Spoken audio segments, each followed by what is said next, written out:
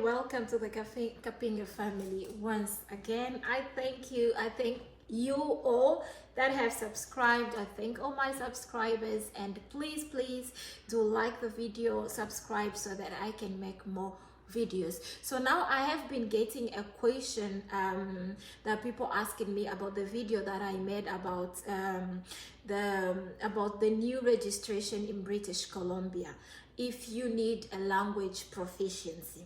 Now when you apply, so what the new system, what it is, it started a few months ago and a lot of people are applying. The only issue with this new registration is that you have to be currently in Canada to be able to apply through the new system of British Columbia. That's one thing. The second thing is, do you need a language proficiency? Yes and no.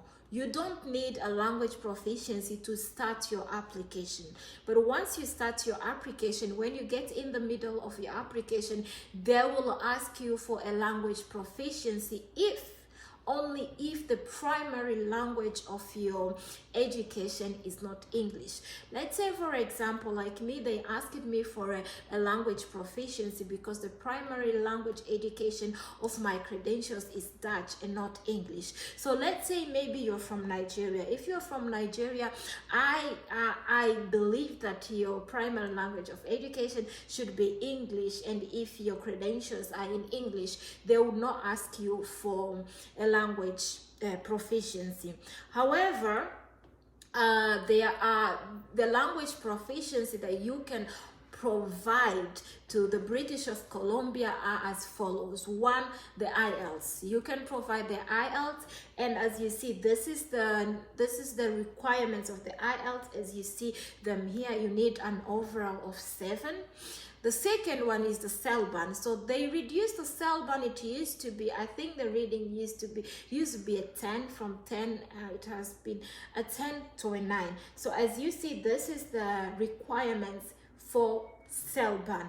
The third and easy option is if you are working. If you are working in a healthcare center, or even if you're not working in a healthcare center, wherever you are working, but I think it only applies if you're working in the healthcare center, because when I downloaded the form that is on the NNAS, the form mentions that the person should put their registration number. So I guess if you are working, for example, as a healthcare assistant, or if you are working in the hospital, in anything that has to do with healthcare assistant, there is a form that you can ask your employee to fill in, and they're going to write and confirm that you are able to communicate in English, and that also can count as a language proficiency. So if you are working, download the form, take it to your manager and ask them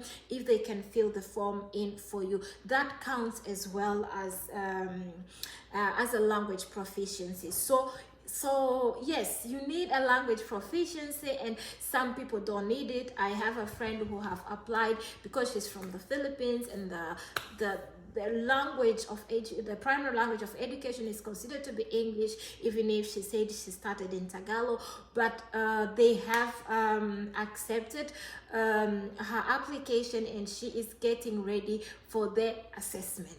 So when you apply, you can do it actually at the same time. So you can apply to the British, to the BCCNM, and then apply to NNAS, and then the NNAS is going to send you a date to go and do your assessment, your skills test. Now a lot of people say, like, it's a lot of money. Maybe after they're going to ask me to do a bridging program, which I don't have the money for. The good news is that the government of the province of British Columbia is offering a scholarship up to $16,000. So the application of nursing right now in British Columbia is free. You don't pay a dime for the application, and you are assessed for 3 things. They call it a triple track. So you are assessed for healthcare aid, for LPN, and for RN. So in the worst case scenarios, if you don't get your RN, you can still get your registration for LPN. and they are willing to give you a provisory registration while you wait for the exam of your NCLEX. So this is like a good news. And if you apply this year, your application is valid for 1 year. And I think, and that is why I think that this program is only meant for people who are in Canada. It doesn't really matter if you live in BC or not. That does not really matter, because the requirements of the bursary is that after you have been granted your registration, either as a care aide, either as an LPN or as an RN, you will have to work in the healthcare system in British Columbia at least for 1 year, so that you will not have to reimburse the bursary, the scholarship that you are going to be offered. So that is really a good news. Now maybe you are like, but this is for people who are in Canada. I am not in Canada, and yet what do I do?